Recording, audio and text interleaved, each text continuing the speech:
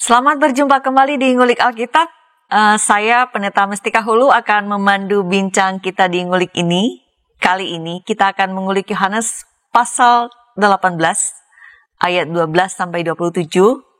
Tema kita bercermin dari penyangkalan Petrus.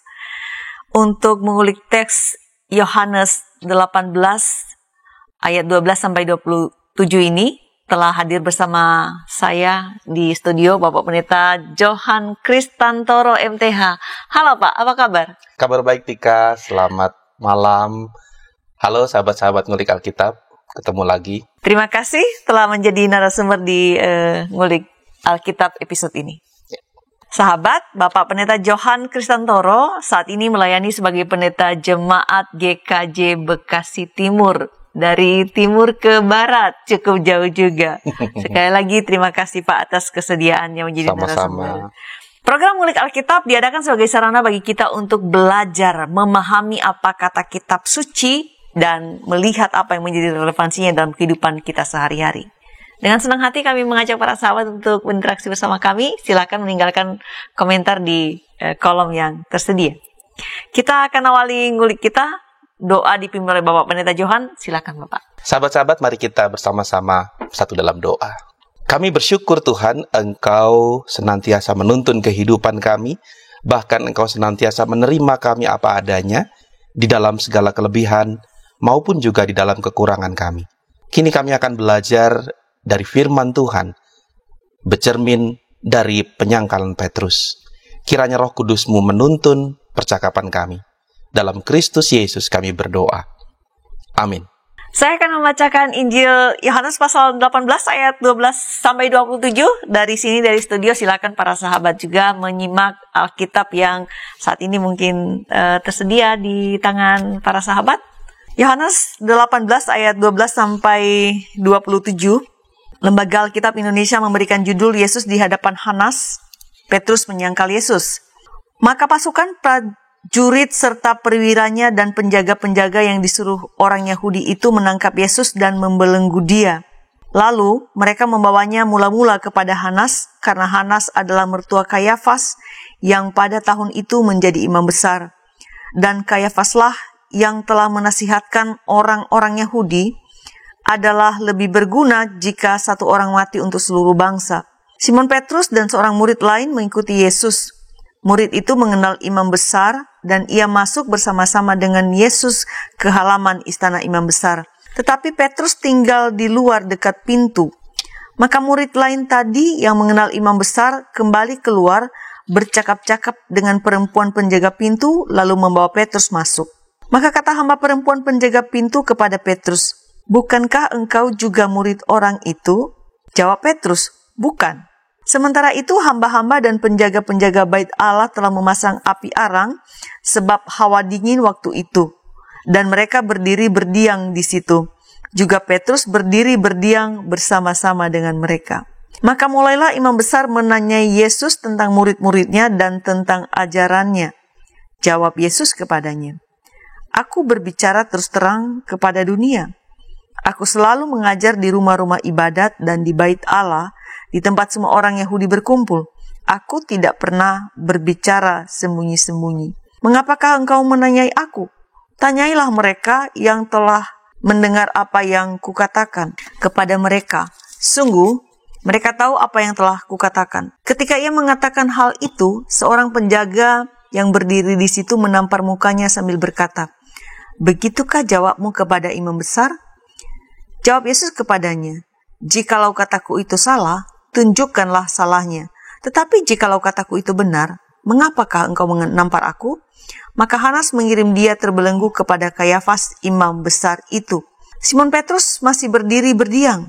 Kata orang-orang di situ kepadanya, "Bukankah engkau juga seorang muridnya?"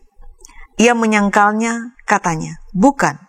Kata seorang hamba imam besar, seorang keluarga dari hamba yang telinganya dipotong Petrus, "Bukankah engkau kulihat di taman itu bersama-sama dengan dia?" Maka Petrus menyangkalnya pula, dan ketika itu berkokoklah ayam. Ya, salah satu teks yang cukup terkenal ya, terutama bagian terakhir bahwa setelah Petrus menyangkal Tuhan 3 kali, berkokoklah ayam. Berkokoklah ayam. Baik, bahkan ada yang menamai gereja ayam gitu. Oke, kita tidak sedang membahas tentang ayam tentu saja. Kita kembali ke teks yang akan kita ulik, Yohanes 18 ayat 12 sampai 27 ini. Tadi saya sudah membaca dan para sahabat juga bisa memperhatikan, mencermati kembali judul yang diberikan oleh Lembaga Alkitab Indonesia untuk teks ini adalah Yesus di hadapan Hanas, Petrus menyangkal Yesus. Jadi, dari mana kita mau melihat untuk bisa memahami teks yang kita ulik ini, Pak? Silakan. Dari mana titik awal kita ngulik teks ini ya? Begitu Tika ya. Baik. Ya, sahabat-sahabat, memang teks ini berisikan 2 kisah. Jadi di dalam teks ini ada juga cerita tentang Yesus yang sesudah dia ditangkap, lalu kemudian Yesus dikirim ke Hanas, yang adalah mertua dari Kayafas, yang saat itu menjabat sebagai imam besar. Sebenarnya mereka berdua adalah imam besar ya. Nah, dalam cerita itu yang terjalin di dalam bacaan kita tadi, di situ digambarkan tentang percakapan antara Hanas dengan Yesus. Misalnya Hanas yang bertanya kepada Yesus dan Yesus juga merespons pertanyaan Hanas.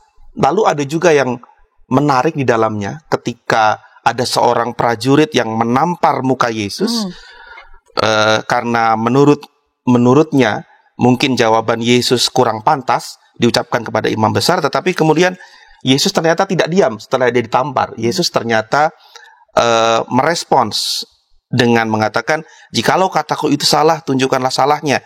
Tetapi jikalau kataku itu benar, mengapakah engkau menampar aku? Itu sebenarnya percakapan yang juga menarik untuk dikulik lebih jauh, Tika. Nah, akan tetapi untuk bacaan kita kali ini, kalau boleh saya mengajak kita untuk secara khusus berfokus pada narasi lain yang juga ada dalam bacaan kita, yaitu narasi tentang penyangkalan Simon Petrus. Jadi untuk ngulik Alkitab kali ini, sahabat-sahabat, saya mengajak kita untuk memilih salah satu narasi yang ada di dalam bacaan kita, yaitu tentang narasi penyangkalan Simon Petrus. Oke, ada beberapa pokok pikiran atau hal penting dalam teks ini, tetapi kita berfokus pada penyangkalan Simon Petrus. Nah, pertanyaan saya Pak Pendeta, oke, kita memang, kenapa kita harus berfokus pada peristiwa penyangkalan Simon Petrus? Bukankah kita selalu menganggap bahwa peristiwa Tuhan itu harusnya lebih penting, itu yang mendapat sorotan, tapi kenapa spotlight begitu? Kenapa kali ini kita harus berfokus pada penyangkalan Petrus? Kenapa yang di spotlight bukan Yesus yang di hadapan Hanas, tapi kenapa justru Petrus yang kita spotlight? Karena sebenarnya, Tika, kalau kita bicara tentang penyangkalan Petrus, ini juga kita bicara dalam relasinya dengan Yesus, tidak bisa dilepaskan. Dan peristiwa atau momen penyangkalan Petrus ini sesuatu yang menurut saya sangat menarik. Kenapa menarik? Karena peristiwa ini dicatat di dalam keempat Injil. Bahkan lebih jauh lagi kalau kita cermati di dalam keempat Injil, Matius, Markus, Lukas maupun Yohanes, semua Injil bukan hanya mencatat peristiwa penyangkalan Petrus, tetapi keempat Injil juga mencatat perkataan Yesus yang menubuatkan penyangkalan Petrus ini. Jadi ada perkataan Yesus yang seperti menubuatkan penyangkalan Petrus, dan ada momen penyangkalan Petrus itu sendiri. Dan ini direkam dalam keempat Injil. Itu artinya ada sesuatu yang istimewa, ada sesuatu yang memang penting untuk dicatat dan juga dipelajari oleh pembaca Injil. Oke. Penyangkalan Petrus perlu dilihat karena ada makna penting yang mau disampaikan kepada kita. Baik, kalau begitu ini dicatat dari keempat Injil. Kita mulai dari mana melihatnya? Saya usul kita mulai untuk melihat di bagian-bagian mana saja keempat Injil mencatat baik nubuat maupun peristiwa penyangkalan Petrus. Silakan Bapak Pendeta. Di Injil Matius, sahabat-sahabat, nubuat penyangkalan Simon Petrus itu diucapkan oleh Yesus dan dicatat di dalam Matius pasal 26 ayat 30 sampai 35. Peristiwanya dicatat atau peristiwa penyangkalannya dicatat di pasal yang sama, pasal 26 juga, tetapi pada ayat 69 sampai 75. Sedangkan di Injil Markus, peristiwa atau ucapan Yesus yang menubuatkan penyangkalan Petrus itu ditulis di dalam Markus pasal 14 ayat 26 sampai 31. Dan peristiwa penyangkalan Petrusnya ditulis juga di pasal yang sama, Markus 14 ayat 66 sampai 72. Pada Injil Lukas, nubuat penyangkalan Petrus yang diucapkan oleh Yesus ditulis di dalam Lukas 22 ayat 31 sampai 34. Sedangkan momen di mana Petrus menyangkal Yesus itu direkam di dalam pasal yang sama tapi di ayat 54 sampai 62. Sedangkan dalam Injil yang kita baca kali ini, yaitu Injil Yohanes, perkataan Yesus yang menubuatkan penyangkalan Petrus itu dicatat di dalam Yohanes pasal 13 ayat 36 sampai 38, dan peristiwa penyangkalannya dicatat 5 pasal sesudahnya, yaitu pada pasal 18 ayat 12 sampai 27 sebagaimana yang kita baca kali ini. Nah, di situ kita bisa melihat ada perkataan-perkataan Simon Petrus yang diucapkan kepada Yesus. Kita mau lihat bersama-sama ya, Bu Tika ya. Silakan, Pak. Baik. Misalnya di dalam Injil Matius, sahabat-sahabat terkasih, di dalam Injil Matius, Petrus mengungkapkan kepada Yesus ketika Yesus mengungkapkan bahwa malam ini kamu akan terguncang imannya, begitu. Lalu Simon Petrus menjawab kepada Yesus, biarpun mereka semua tergoncang imannya karena engkau, aku sekali-kali tidak. Ini suatu janji atau pernyataan yang tegas sekali ya. Pede sekali Petrus mengungkapkan ini. Biarpun mereka tergoncang imannya karena engkau, aku sekali-kali tidak. Nah, sedangkan Injil Markus yang notabene adalah Injil yang tertua, mencatat kata-kata yang mirip dengan Injil Matius tapi lebih pendek ya. Injil Markus mencatat perkataan Petrus, biarpun mereka semua tergoncang imannya, aku tidak. Tapi esensinya sama. Tegas ya, tegas. Ini pokoknya pernyataan saya seperti ini. Mereka semua boleh tergoncang imannya, tapi saya tidak. Aku teguh. Aku teguh ya, aku teguh berdiri. Injil Lukas juga mencatat pernyataan Petrus yang serupa, tetapi lebih spesifik. Petrus mengungkapkan kepada Yesus, Tuhan, aku bersedia masuk penjara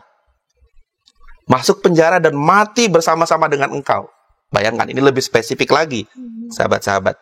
Aku bersedia masuk penjara dan mati bersama-sama dengan engkau. Dan di Injil Yohanes yang kita baca dalam ngulik Alkitab kali ini, Petrus mengatakan, Tuhan, mengapa aku tidak dapat mengikuti engkau sekarang?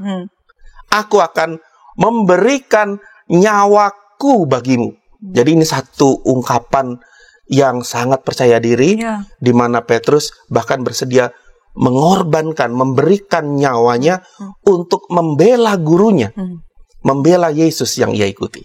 Seperti itu. Ya, saya menangkap Pak Pendeta, walaupun saya tertawa, tapi saya berpikir sementara Pak Pendeta menjelaskan itu bahwa bisa jadi Petrus bersungguh-sungguh mengatakan hal ini. Oh ya.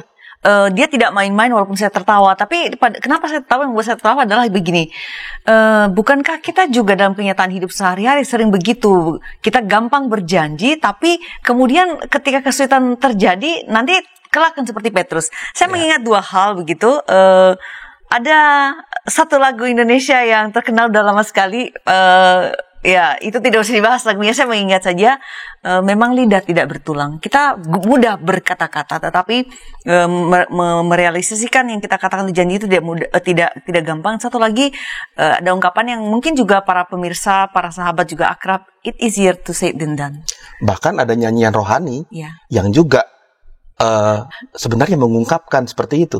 Walaupun saya suka lagu ini, tetapi kadang-kadang lagu ini membuat saya juga berefleksi. Lagu itu bunyinya, saya mau ikut Yesus, saya mau ikut Yesus sampai selama-lamanya.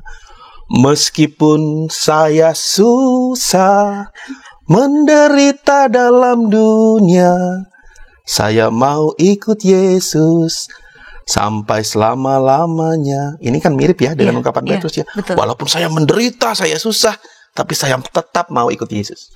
Iya. Namun kenyataannya kita juga melihat kadang-kadang dengan rendah hati mengakui bahwa apa yang kita katakan tidak selalu bisa kita lakukan. Benar sekali, Tika. It's easier to say than done. Oke. Kita lanjutkan ulikan kita setelah pesan-pesan berikut ini.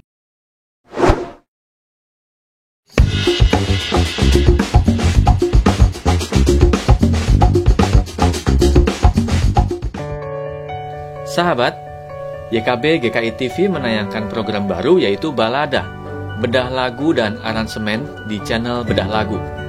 Program ini tayang secara premier 2 minggu sekali setiap hari Sabtu jam 8 malam. Jangan lupa like, subscribe, dan bagikan kepada sebanyak mungkin orang. Tuhan memberkati.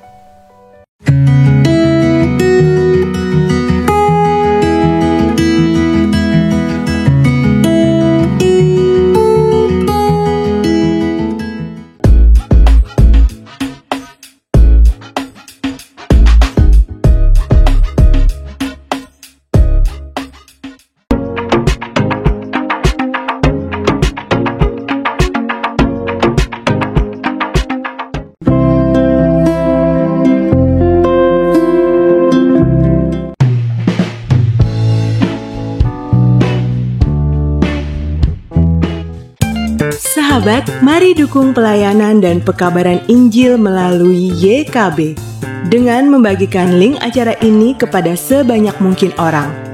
Dukungan juga dapat saudara lakukan dengan mentransfer dukungan finansial ke rekening BCA ke nomor 450 305 2990 450 305 2990 atas nama Yayasan Komunikasi Bersama.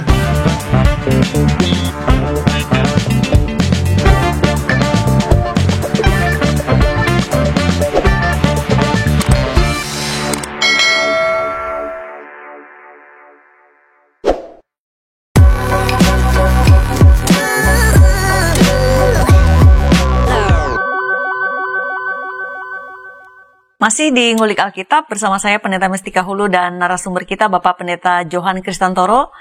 Saat ini kita sedang mengulik Yohanes pasal 18 ayat 12 sampai 27. Tema kita bercermin dari penyangkalan Petrus. Kita melanjutkan ulikan kita. Tadi sudah cukup menarik dikatakan bahwa ada beberapa hal sebenarnya bisa kita lihat dalam Yohanes 18 ayat 12 sampai 27 ini, tapi kita mau berfokus pada penyangkalan Petrus karena dicatat oleh keempat Injil dan itu pasti ada makna khusus yang para penulis ini ingin kita ketahui. Nah, apa yang akan kita lihat Pak di segmen kedua ini setelah kita melihat tadi beberapa ayat yang mencatat mengenai kata-kata Petrus dan beberapa janjinya kepada Yesus? Sebenarnya perkataan Petrus tadi yang kita sudah bacakan tadi, itu sebenarnya belum masuk ke teks yang kita bahas hari ini. Ya. Tetapi baik juga kalau itu kita telaah begitu. Dan berikutnya kita akan melihat sahabat-sahabat kata-kata Yesus yang merespons perkataan Petrus tadi. Keempat Injil mencatat perkataan Yesus yang nadanya sebenarnya kurang lebih sama. Tetapi detailnya memang berbeda-beda. Mari kita lihat satu persatu. Di Injil Matius merespons pernyataan Petrus. Yesus menjawab, "Aku berkata kepadamu, sesungguhnya malam ini, sebelum ayam berkokok, engkau telah menyangkal aku 3 kali." Saya kira ini format yang standar kita tahu, begitu ya. Sebelum ayam berkokok, engkau telah menyangkal aku 3 kali. Oke. Nah, Injil Markus mempunyai detail yang sedikit berbeda. Injil Markus mengatakan, Yesus mengatakan, "Aku berkata kepadamu, sesungguhnya pada hari ini, malam ini juga, sebelum ayam berkokok 2 kali, engkau telah menyangkal aku 3 kali." Jadi ayamnya 2 kali berkokok, tapi sebelum kokok yang kedua, Petrus sudah menyangkal 3 kali. Lebih spesifik ya? Lebih spesifik. Injil Lukas menggunakan susunan kalimat Yesus yang negatif. Maksudnya begini. Yesus berkata, "Aku berkata kepadamu Petrus," disebutkan nama Petrus. "Aku berkata kepadamu Petrus, hari ini ayam tidak akan berkokok sebelum engkau 3 kali menyangkal bahwa engkau mengenal aku." Jadi seolah-olah kalau sekilas kita baca, kalau Petrus belum nyangkal, ayamnya nggak mau berkokok dulu nih, gitu ya.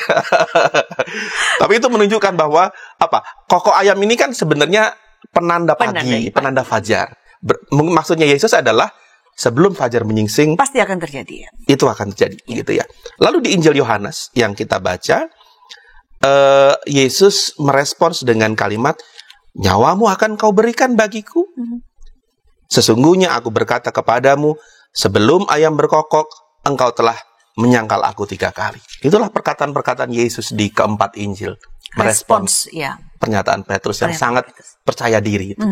Iya, pernyataan Yesus yang tadi sudah dibacakan oleh Pak Pendeta di penghujung segmen pertama ya, bahwa dia berjanji apapun yang terjadi, kalaupun orang lain meninggalkan Tuhan, dia akan tetap ada di sana. Dia bersedia masuk penjara, dia bersedia memberikan hidupnya. Itu kan sebuah janji ya, dan kita juga kerap berjanji dalam kehidupan kita, Pak Pendeta ya. Almost every single day kita berjanji pada orang tua, partner, anak, dan lain-lain gitu. Nah, pada Petrus dia berjanji bahwa Tuhan akan memberikan nyawaku apapun yang terjadi, aku tidak akan mundur begitu, kurang lebih begitu ya. Aku bahkan bersedia mati gitu bagimu gitu. Dan kalau kita perhatikan, barusan tadi Pak Pendeta membaca beberapa hal, kita merasakan tone negatif dari Tuhan Yesus. Dia menanggapi negatif apa yang dikatakan Petrus begitu.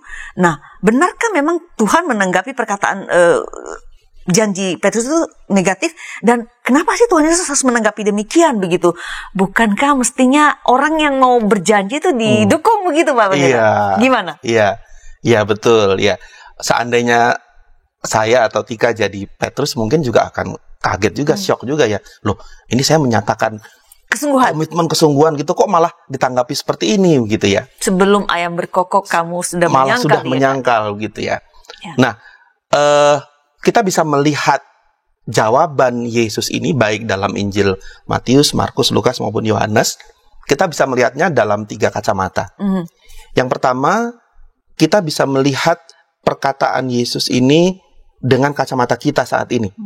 Yaitu yang kita melihat perkataan Yesus ini sebagai nubuat kan? Sebagai nubuat Yesus bahwa Petrus akan menyangkal bahwa ia mengenal Yesus. Karena kita sudah tahu jalan ceritanya. Petrus mengatakan begini, lalu Yesus ditangkap, kemudian lalu Petrus juga diperhadapkan pada beberapa orang, sehingga dia kemudian menyangkal Yesus, lalu terjadi rentetan sengsara Yesus berikutnya, dia diadili, disalibkan, dan seterusnya. Kita bisa mengatakan bahwa perkataan Yesus adalah sebuah nubuat penyangkalan Petrus karena kita sudah tahu jalan ceritanya. Nah, kacamata yang kedua adalah kacamata dari para murid Yesus sendiri, termasuk Petrus. Dan ini saya kira satu hal yang penting juga untuk kita pahami. Kalau kita sebagai Petrus atau murid-murid Yesus pada saat itu, sebenarnya perkataan Yesus ini perkataan yang bisa dipandang sebagai sebuah teguran, sebagai sebuah peringatan, bahkan sebagai sebuah early warning yang sifatnya pastoral. Tika mungkin ingat ketika Yesus menceritakan bahwa dia akan menderita, dia akan disalibkan, lalu Petrus juga pernah mengatakan kan, sekali-kali hal itu tidak akan terjadi padamu Yesus gitu ya. Lalu apa jawab Yesus? Masih ingat? Enyahlah iblis begitu ya. Nah, perkataan-perkataan Yesus yang seperti ini bagi para murid, dalam kacamata para murid, bisa kita lihat sebagai sebuah teguran, peringatan, early warning yang sebenarnya sifatnya pastoral. Inilah cara Yesus, salah satu cara Yesus untuk berpastoral dengan murid-muridnya. Mungkin beda gaya dengan kita sekarang ya. Kalau kita zaman sekarang ada orang yang janji mau setia gitu, lalu kita sambut, wah silakan. Orang mau gabung dengan gereja kita, cepat-cepat, oh ya silakan Bapak Ibu, mari masuk gereja kami gitu ya. Tapi kalau Yesus beda gaya dengan kita. Ketika Petrus mengungkapkan itu, justru Yesus memberikan early warning, hati-hati dengan ungkapanmu, hati-hati dengan ucapanmu. Nah, yang ketiga, kacamata yang ketiga juga bisa kita lihat dari kacamata penulis Injil. Kenapa keempat Injil menulis peristiwa dan nubuat ini? Karena ada sesuatu yang bisa digunakan sebagai pembelajaran bagi umat Tuhan, bagi gereja Tuhan. Jadi perkataan Yesus itu tidak serta-merta dilihat sebagai nubuat yang mengikat nasib Petrus bahwa ia pasti nanti akan menyangkal. Tidak juga hanya sebagai sebuah ungkapan pastoral Yesus, tapi penulis Injil-Injil menceritakan ini sebagai satu bahan pembelajaran bersama umat dan gereja Tuhan. Saya kira begitu, Tika. Baik, respons Yesus terhadap pernyataan atau janji Petrus itu dipandang sebagai sebuah early warning. Betul. Pilihan sebagai early warning atau ya teguran begitu ya, nasihat begitu. Pilihan itu ada pada Petrus. Apa dia mau Betul banget. mawas diri, apa dia mau berhati-hati mengingat apa yang diingatkan oleh gurunya atau tidak. Nah, setelah melihat beberapa hal tersebut, apalagi yang bisa kita simak atau kita dapatkan dari ulikan Yohanes 18 ayat 12 sampai 27 ini, Pak Pendeta? Baik, Tika. Saya mengajak sekarang untuk mari kita lihat narasi yang ada di dalam Yohanes 18 ayat 12 sampai 27 tadi. Di dalam narasi itu kita melihat peristiwa sesudah Yesus ditangkap dan kemudian Yesus dibawa ke Hanas. Jadi berbeda dengan 3 Injil yang lain, berbeda dengan Injil Matius, Markus, dan Lukas, yang mana di ketiga Injil tadi mengisahkan sesudah Yesus ditangkap, lalu dia langsung diperhadapkan ke mahkamah agama atau Sanhedrin yang lengkap begitu. Tetapi Injil Yohanes menuturkan bahwa Yesus lebih dulu dibawa kepada Hanas, mertua Kayafas, karena baik Hanas maupun Kayafas adalah orang-orang yang dipandang sebagai imam besar, sebagai pemimpin tertinggi agama pada saat itu. Jadi baik Hanas maupun Kayafas ini ya dilihat sebagai imam besar begitu ya. Nah, lalu sesudah dibawa ke istana imam besar itu dikisahkan bahwa yang mengikuti penangkapan dan Yesus yang dibawa ke sana itu hanya 2 murid Yesus. Yang pertama Petrus, yang menjadi fokus kita kali ini, dan Injil Yohanes mencatat ada seorang lain. Injil menuliskan seorang murid lain. Tidak disebutkan siapa murid lain itu. Namun ada catatan. Murid itu mengenal imam besar. Jadi rupanya dia orang yang kenal dengan imam besar ya. Murid itu mengenal imam besar dan ia masuk bersama-sama dengan Yesus ke halaman istana imam besar. Tetapi Petrus tinggal di luar dekat pintu. Jadi 2 yang ikut, 1 karena dia kenal dengan imam besar dia bisa masuk sampai ke halaman istana, tapi Petrus menunggu di luar di dekat pintu gerbang begitu. Nah, memang Injil tidak mencatat siapa, tapi kalau kita melihat detail dari penceritaan ini, kita bisa menduga bahwa seorang murid yang lain ini yang punya relasi luas bahkan sampai ke imam besar ini bisa jadi adalah penulis Injil Yohanes sendiri. Nah, sesudah mereka di sana barulah kemudian terjadi peristiwa-peristiwa yang sangat menarik, Tika. Baik, 2 orang murid dari sekian banyak murid Tuhan dan di circle terdekatnya itu ada 12. Sudah exclude Yudas ya pada waktu itu ya, berarti sisa 11 ya. Sudah exclude karena Yudas termasuk di peristiwa penangkapan ya. Ya, berarti di 11 ada 2 yang mengikutnya, disebut ada Petrus dan seorang murid lain tanpa nama yang jelas mengikuti Yesus hingga ke halaman istana imam besar Kayafas. Pertanyaan saya ke Pak Pendeta berikutnya, apa sih yang terjadi di halaman istana Kayafas yang nanti sangat mengguncang bagi Petrus begitu? Saya ketika setiap kali membaca teks ini, saya tidak bisa tidak berimajinasi, menggambarkan seperti di film begitu ya. Ada scene adegan ya. Iya, ada prajurit-prajurit yang membawa Yesus masuk ke dalam, tapi juga ada Simon Petrus yang dikisahkan dia ada di dekat pintu gerbang dan kemudian karena mojok kayaknya mojok ya. Iya, karena teman-teman mojok ya, karena temannya tadi mau ngajak dia masuk ke halaman, dia pun masuk ke halaman juga. Lalu orang-orang di situ membuat api dan mereka berdiam gitu ya, mereka menunggu apa yang akan terjadi. Nah, Petrus di situ bersama dengan orang-orang lain. Dan disitulah terjadi peristiwa yang mungkin tidak pernah disangka-sangka oleh Petrus. Peristiwa yang justru menguji dirinya, yang menguji kesungguhan kata-kata yang sudah dia ungkapkan kepada gurunya. Ada 3 peristiwa yang terjadi. Ada 3 orang yang menjumpai Petrus dan menanyakan pertanyaan yang kurang lebih sama kepadanya. Orang yang pertama adalah yang oleh Injil Yohanes pasal 18 ayat 17 disebutkan sebagai hamba perempuan penjaga pintu Digunakan kata paidike. Paidike ini terjemahannya hamba atau budak perempuan atau maid begitu ya. Kalau dalam bahasa Inggrisnya servant atau maid begitu. Yang tugasnya ya sebagai seorang budak, sebagai seorang hamba dia menjaga pintu itu. Dia bukan prajurit, bukan tentara. Dan hamba perempuan penjaga pintu itu bertanya kepada Petrus, "Bukankah engkau juga murid orang itu?" Lalu Injil mencatat apa jawaban Petrus. Bukan. Ya. Ini yang pertama. Lalu yang kedua, orang-orang di situ, nah memang kita tidak bisa melihat langsung di ayat 25 siapa yang dimaksud orang-orang di situ, tapi kalau kita melihat ke ayat sebelumnya, ayat 18, di situ disebutkan hamba dan penjaga. Kalau dalam bahasa Yunani disebutkan hoi duloi kai hoi uperetai. Ya, yang dimaksudkan dengan duloi adalah hamba, budak, laki-laki, sama seperti hamba perempuan yang tadi. Sedangkan yang disebutkan sebagai huperetai adalah penjaga dalam arti pelayan, karyawan dari istana imam besar. Bukan tentara, bukan pula prajurit, bukan orang yang memegang senjata.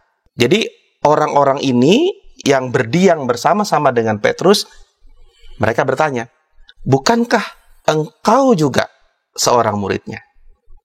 Lalu Petrus menjawab, "Bukan." Ini kedua kalinya Petrus menjawab, "Bukan."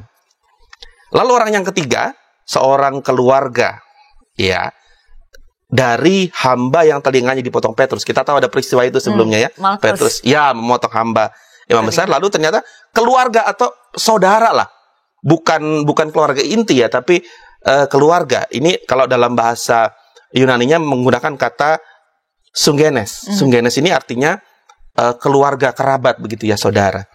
Dia juga bertanya kepada Petrus, "Bukankah engkau kulihat di taman itu bersama-sama dengan dia?"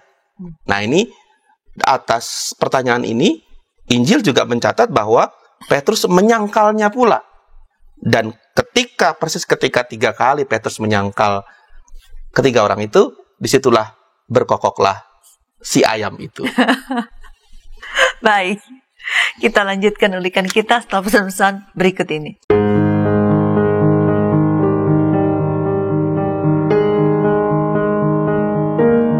Sahabat, kami mengucapkan terima kasih karena sudah menjadi mitra pekabaran Injil di channel YouTube YKB GKI TV. Untuk mempermudah sahabat berlangganan dan menyaksikan program renungan berbahasa daerah, maka pada bulan November ini kami membuat channel YouTube YKB berbahasa daerah. Channel ini khusus diisi program-program berbahasa daerah yang ada di Indonesia. Diingat ya sahabat, mulai bulan ini program seperti Basa-Basa Dede bahasa Nias, Palamboroha bahasa Toba, Pepalem Pusuh bahasa Karo, Pamalas Uhur bahasa Simalungun, Pepalem Ate bahasa Pakpak Dairi, Paneis Manah bahasa Sunda, Pangayeming Manah bahasa Jawa, Panadoh Ati bahasa Dayak Ahe, Penyadingan Atei bahasa Dayak Ngaju, Piranai Atei bahasa Dayak Maanyan, Umpama Tana Pena bahasa Toraja, Papan Sungai Naunga bahasa Talaut, Pakateno Unau bahasa Siau, Mari Kasagar Hati bahasa Kupang, Pamaringo Eti bahasa Sumba, Mapalolinekaf bahasa Timur, dan bahasa daerah lainnya akan tayang di channel YouTube YKB berbahasa daerah. Jangan lupa subscribe dan tekan tanda lonceng untuk mendapatkan informasi video terbaru di channel YouTube YKB berbahasa daerah. Terima kasih, Tuhan Yesus memberkati.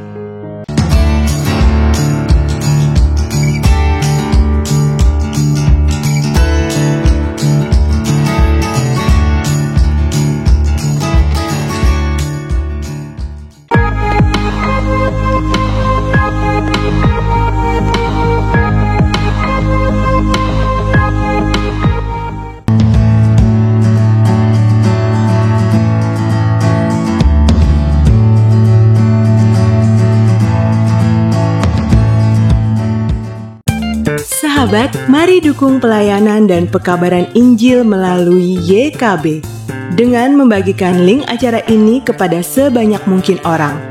Dukungan juga dapat saudara lakukan dengan mentransfer dukungan finansial ke rekening BCA ke nomor 450 305 2990 450 305 2990 atas nama Yayasan Komunikasi Bersama.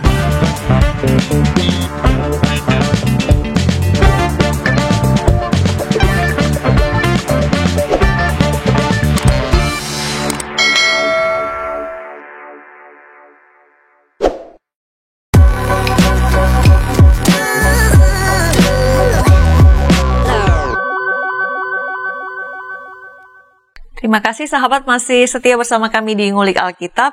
Saya Pendeta Mestika Hulu dan narasumber kita Bapak Pendeta Johan Kristantoro.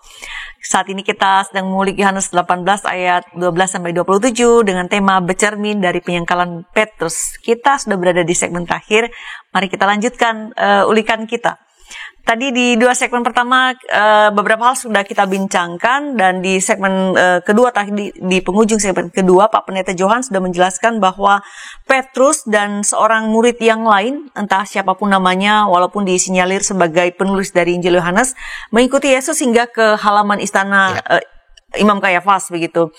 Dan di halaman itu Petrus menghadapi pertanyaan yang menguji janji yang sudah dia sampaikan kepada gurunya, kepada Tuhan. Di halaman itu kesetiaan Petrus diuji. Betul. Dan ternyata yang mengujinya itu bukan orang yang memiliki bukan juga orang-orang yang penting, insignificant, tidak terlalu penting, tetapi Petrus gagal. Ia menyangkal Yesus. Nah, membuka segmen ketiga. Bagaimana kita melihat penyangkalan Petrus ini, Pak Pendeta, yang sudah berjanji, Tuhan, kalaupun semua yang lain pergi, aku stay. Tuhan, kalaupun semua yang lain undur, saya bersedia mati. Bagaimana kita melihat ini, Pak Pendeta? Iya, Tika. Sebenarnya perkataan Petrus yang mengungkapkan komitmennya itu sesuatu yang positif ya. Karena dia kan berjanji bahwa apapun yang terjadi saya akan mengikuti Yesus. Ya. Tapi jangan lupa ketika seseorang mengungkapkan sesuatu seperti itu, ada saatnya bahwa dia akan diuji. Ada saatnya bahwa dia akan dimurnikan. Apakah kata-katanya itu sungguh-sungguh atau tidak. Dalam peristiwa atau dalam episode kehidupan Petrus kali ini, kita melihat bahwa sebenarnya ketiga orang yang menanyai Petrus di halaman istana imam besar itu sebenarnya bukan orang-orang yang berotoritas begitu. Bukan orang-orang yang kalau Petrus menjawab, ya saya kenal Yesus begitu ya. Bukan orang-orang yang kalau Petrus bilang begitu, kemudian mereka akan menangkap, memenjarakan, atau mengadili, atau menghukum Petrus. Tidak. Yang pertama kan hanya seorang hamba perempuan yang menjaga pintu. Lalu yang kedua juga hamba laki-laki dan pegawai-pegawai istana yang sama sekali tidak punya akses kepada imam besar. Lalu yang ketiga juga hanya saudara, relatives dari hamba atau budak imam besar yang telinganya sempat dilukai oleh Petrus. Namun toh kita melihat bahwa Petrus merespons orang-orang yang menanyakan itu dengan penyangkalan. Bahkan kalau kita melihat di catatan Injil Matius misalnya, Injil Matius lebih ngeri lagi. Injil Matius mengatakan bahwa Petrus bukan hanya menyangkal, tapi dia bersumpah dan mengutuk. Kita baca di mana? Boleh. Itu ada di Injil Matius, ya. Injil Matius pada pasal yang ke-26. Baik. Matius 26, silakan dilihat. Matius 26 mulai ayat 69 sampai 75. Oke, saya akan bacakan untuk kita supaya para sahabat juga bisa merasakan apa sebenarnya yang sedang kita bicarakan ini. Matius 26 ayat 69 sampai saya seluruhnya sampai 75. Boleh. Baik. Petrus menyangkal Yesus. Sementara itu Petrus duduk di luar di halaman. maka datanglah seorang hamba perempuan kepadanya, katanya, "Engkau juga selalu bersama-sama dengan Yesus orang Galilea itu." Tapi ia menyangkalnya di depan semua orang, katanya, "Aku tidak tahu apa yang engkau maksud." I don't know what you're talking about. Ya, Kamu ngomong apa sih begitu ya? ya.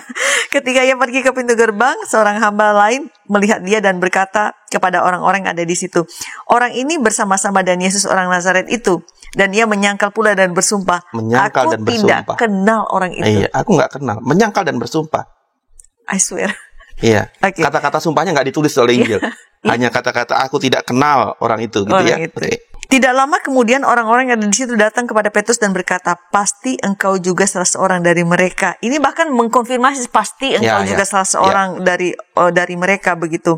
Maka mulailah Petrus mengutuk dan bersumpah, "Aku tidak kenal orang itu." Dan pada saat itulah berkokoklah ayam. Maka teringatlah Petrus akan apa yang dikatakan Yesus kepadanya, "Sebelum ayam berkokok, engkau telah menyangkal aku 3 kali." Lalu ia pergi keluar dan menangis dengan sedihnya. Iya. Di Injil Matius bahkan mencatat ia mengutuk dan bersumpah bahwa dia tidak kenal Yesus. Jadi bukan hanya mengatakan bukan, tetapi dia mengutuk, "Aku tidak kenal orang itu." Bahkan mungkin dengan kata-kata umpatan Ekspresi, yang tidak dicatat oleh Injil. Untuk meyakinkan para penanyanya. Penanyanya. Bagaimana selanjutnya kita melihat penyangkalan Petrus ini, Pak Pendeta, bahwa ada orang-orang yang menanyanya demikian dan Petrus merespons begitu begitu dalam ketakutan, desperate, kekhawatiran seperti itu. Nah, kemudian bagaimana kita melihat, karena tema kita adalah bercermin dari penyataan Petrus dari Yohanes 18 ayat 12 sampai 27. Apa yang harus kita perhatikan berikutnya? Baik, saya kira ada satu kata yang sangat populer akhir-akhir ini, yaitu overthinking. Sebenarnya pertanyaan-pertanyaan yang diajukan itu kan pertanyaan biasa. Ya. Dan orang-orang yang mengajukan pertanyaan pun orang-orang yang biasa juga. Tapi kemudian rupanya Petrus berpikir terlampau jauh.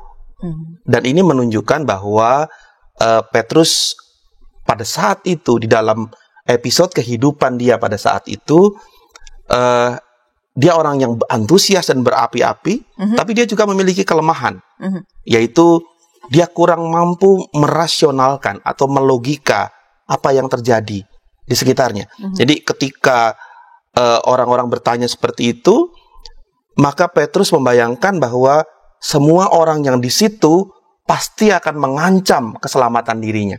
Padahal sebenarnya orang-orang itu bukan siapa-siapa. Dan mungkin pertanyaan-pertanyaan itu hanya sekedar pertanyaan yang diajukan tanpa intensi, tanpa maksud apa-apa. Ya, just saying, just asking saja begitu ya. Tapi kemudian Petrus sampai 3 kali menyangkal, dan itu juga hal lain itu juga memperlihatkan bahwa rupanya Petrus karena overthinkingnya dia, karena dia dicekam oleh ketakutan akan keselamatan dirinya, dia sampai kemudian melupakan early warning atau nasihat pastoral yang disampaikan oleh gurunya sebelumnya gitu ya. Baru ketika ada suara ayam berkokok, kalau bahasa Indonesia tuh kukuruyuk gitu ya. Saya iseng-iseng saya ini kurang kerjaan gitu. Saya cari tahu kalau di bahasa Yunani suara ayam berkokok itu seperti apa gitu. Saya browsing gitu dan saya menemukan ternyata kalau di bahasa Indonesia kan ayam berkokok suaranya kukuruyuk gitu ya. Sahabat-sahabat ya. Ternyata kalau di dalam bahasa Yunani itu suara ayam itu kikiriku. Wah, ini beda dengan kita ya. Kalau bahasa Indonesia kukuruyuk, kalau bahasa Yunani, ayam di Yunani bunyinya kikiriku begitu ya. Ketika ayam berkokok barulah kemudian Petrus menyadari, aduh, ternyata saya begitu rapuh, begitu lemah. Ternyata saya begitu dicekam oleh ketakutan. Itu yang kita lihat dalam diri Petrus ya, pada saat itu. Baik. Petrus seorang yang antusias. Ia mudah menjadi takut dan khawatir. Saya berpikir bahwa persoalan ini bukan hanya persoalan Petrus. Bahkan di antara kita mungkin di antara para sahabat pemirsa sekarang ini juga ada orang-orang yang mungkin memiliki sifat yang kurang lebih sama seperti Petrus ini, antusias begitu. Antusias, spontan, bersemangat, impulsif, Tapi Saya kadang-kadang begitu juga, Tika. saya juga kayak begitu juga.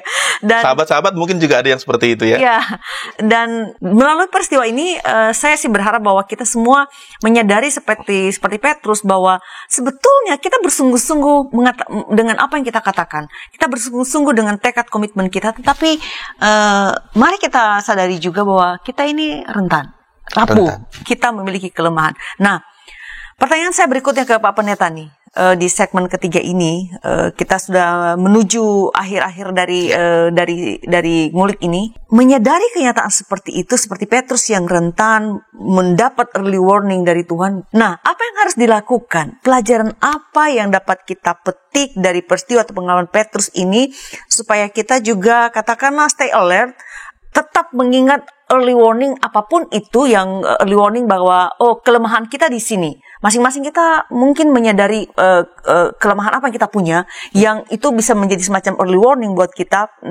atau barangkali melalui ngulik ini kita diingatkan untuk mencari tahu apa kelemahan yang kita punya supaya kita juga bisa lebih berhati-hati ke depannya, belajar dari Petrus. Jadi apa yang harus kita lakukan, Pak Pendeta, supaya ini menjadi, tadi di awal dan selalu di ngulik Alkitab saya katakan bahwa ngulik Alkitab kita mencari tahu apa kata kitab suci dan kita relevasikan dalam kehidupan kita. Jadi Betul. apa yang menjadi pesan dan penguat bagi para pemirsa kita? Silakan Pak Pendeta. Iya, setiap orang pasti punya red zone, Tika. Iya. Red zone yang saya maksud adalah kerentanan, Iya.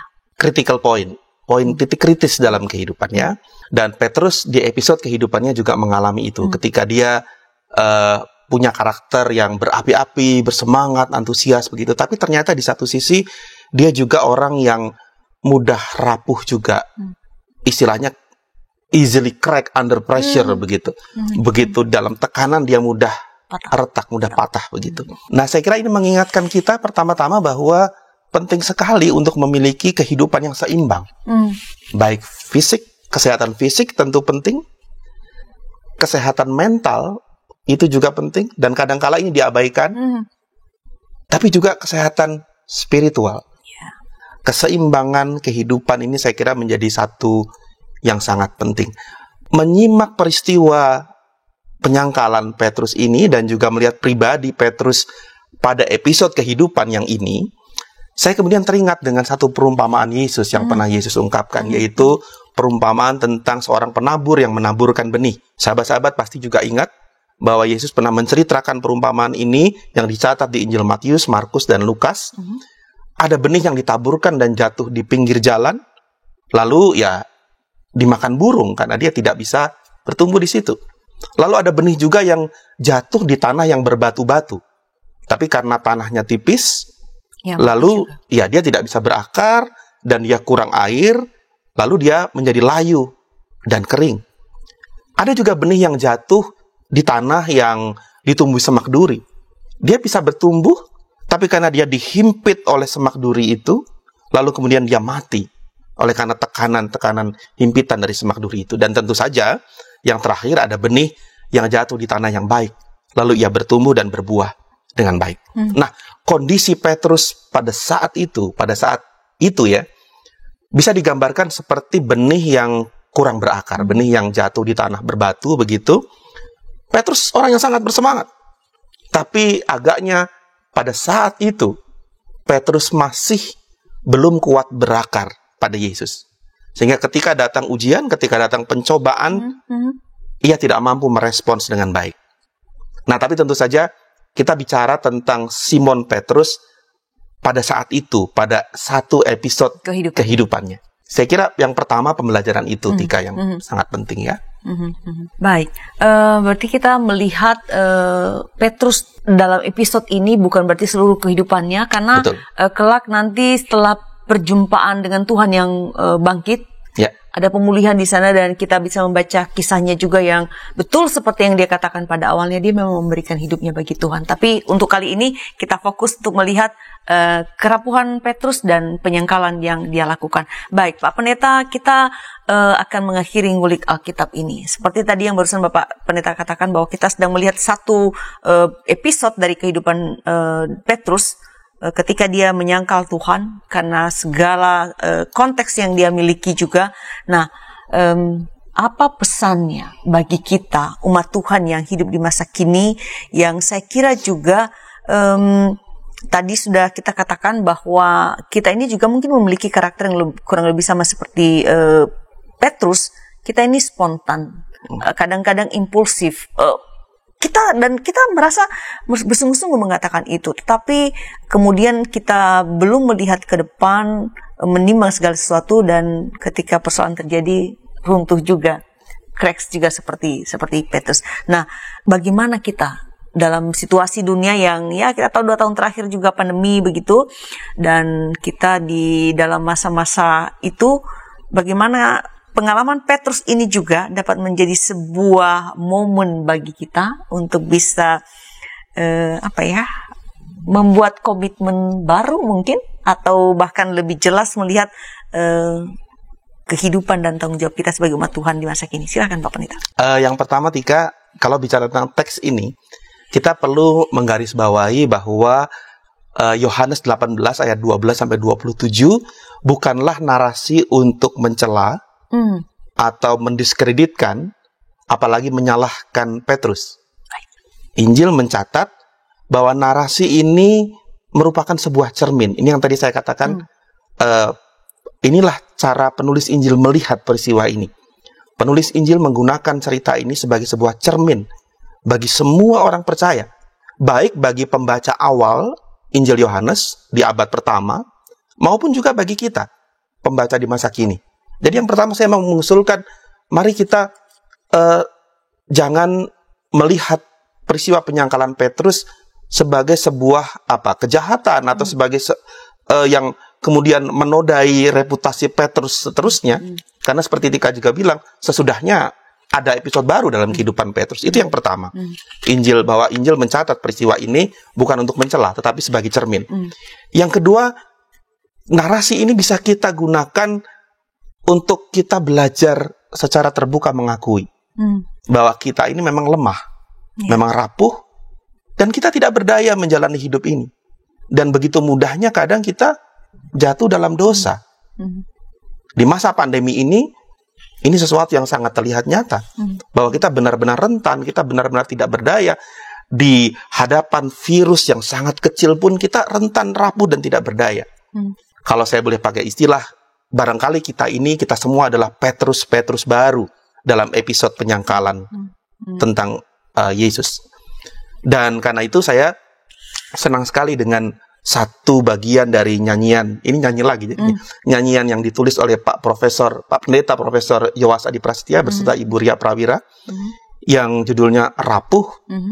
Mana di dalamnya ada satu bagian yang dinyanyikan, tak usah merasa dikdaya. Tidak perlu kita merasa dikdaya dalam kehidupan. Tidak perlu kita merasa hebat. Tidak perlu kita merasa saya harus hebat. Tetapi bisa juga kita menjalani hidup dengan mengakui dengan rendah hati bahwa kita memang lemah, rapuh, tidak berdaya, begitu mudah jatuh dalam dosa. Ketika kita menyadari ini, di situ justru pemulihan itu terjadi. Dan yang ketiga, yang terakhir, kalau narasi penyangkalan Petrus ini, dan saya kira ini penting, kalau narasi penyangkalan Petrus ini kemudian kita sandingkan dengan narasi kebangkitan pada Yohanes 21 ayat 15-19, saya kira kita sudah familiar dengan teks ini tentang Yesus yang 3 kali menanyakan kepada Petrus, ya, Simon, apakah engkau mengasihi aku lebih dari mereka semua ini? Lalu Petrus mengatakan, ya Tuhan, aku mengasihimu, ya, 3 kali. Lalu Yesus kemudian merespons, gembalakanlah domba-dombaku, ya. Melalui narasi ini kita diingatkan bahwa walaupun kita lemah, rapuh, dan begitu mudahnya jatuh dalam dosa, tetapi anugerah dan pengampunan Allah selalu menyediakan kesempatan kedua. Selalu ada second chances buat orang-orang yang mengandalkan anugerah Allah. Bagi setiap orang yang menyadari kesalahan dan kerapuhannya, Tuhan selalu menyediakan kesempatan kedua, baik bagi Petrus maupun juga bagi kita semua. Saya kira 3 hal itu, Tika, yang menjadi lessons dari teks kita pada hari ini. Baik, terima kasih Pak Pendeta Johan Kristantoro telah menjadi narasumber ngulik Alkitab episode ini. Sangat menarik, kita bercermin dari penyangkalan Petrus. Kiranya pelayanan Bapak menjadi berkat bagi seluruh pemirsa. Terima kasih. Terima kasih, puji Tuhan. Sahabat, saya mau menyebutkan kembali beberapa hal yang menjadi poin bincang kita pada kesempatan ini, pada ngulik kali ini, bahwa tadi mengutip dikatakan Pak Pendeta, kita perlu menyadari bahwa kita ini rapuh. Dan apa yang terjadi pada Petrus adalah sebuah cerminan bagi kita. Jangan merasa diri kuat. Saya bacakan 1 Korintus. Ada 1 Korintus 10 ayat 12. Sebab itu siapa yang menyangka bahwa ia teguh berdiri, hati-hatilah supaya ia jangan jatuh. Jadi kita semua diingatkan melalui peristiwa Petrus bahwa jangan ada yang menyerang engkau diri kuat, bisa melakukan segala sesuatu sendiri. Kita perlu topangan Tuhan, baik melalui orang lain dan dengan cara-cara yang Tuhan mau pakai untuk menolong kita. Dan tentu saja juga kita diingatkan tadi bahwa kerapuhan kita bukanlah juga sesuatu yang menghalangi Allah untuk menggunakan kita untuk menjadi lebih baik, untuk menjadi berkat-Nya. Pada akhirnya nanti Tuhan menunjukkan bahwa Petrus ini sungguh-sungguh menjadi alatnya juga untuk menjadi pelayan, menjadi orang yang memberitakan damai dan kasih Tuhan kepada banyak orang. Jadi semua yang kita bincangkan kali ini kiranya menjadi cermin bagi kita untuk memeriksa diri kita sambil terus maju untuk bisa menjadi apa yang Tuhan kehendaki untuk Amin. kita menjadi. Mengakhiri ngulik kita, dan terima kasih sudah bersama dengan kami. Terima kasih juga untuk like dan membagikan ngulik ini kepada sebanyak mungkin orang. Bagikan juga di media sosial Anda, dan jangan lupa untuk melakukan subscribe di channel Bible Study, channel baru yang menayangkan ngulik Alkitab untuk mendapatkan update konten-konten terbaru. Sampai jumpa di episode yang akan datang, dan doa dipimpin oleh Bapak Pendeta Johan. Silakan Bapak. Baik, mari sahabat-sahabat kita satu dalam doa. Kini kami telah belajar Tuhan dari pengalaman Petrus, bahwa ketika kami menyadari bahwa kami lemah, tidak berdaya, bahwa kami rapuh, dan seringkali kami jatuh dalam dosa, bahwa semangat, antusiasme, dan spontanitas kami suatu saat akan diuji di tengah-tengah kehidupan. Kami berharap Tuhan bahwa kami cukup berakar dalam di dalam Kristus. Roh Kudus mampukanlah kami untuk terus bertumbuh di dalam iman dan berakar dalam Kristus.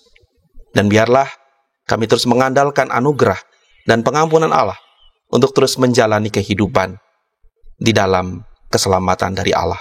Syukur bagimu Tuhan, di dalam Kristus Yesus kami sudah berdoa. Amin. Sahabat, mari dukung pelayanan dan pekabaran Injil melalui YKB dengan membagikan link acara ini kepada sebanyak mungkin orang.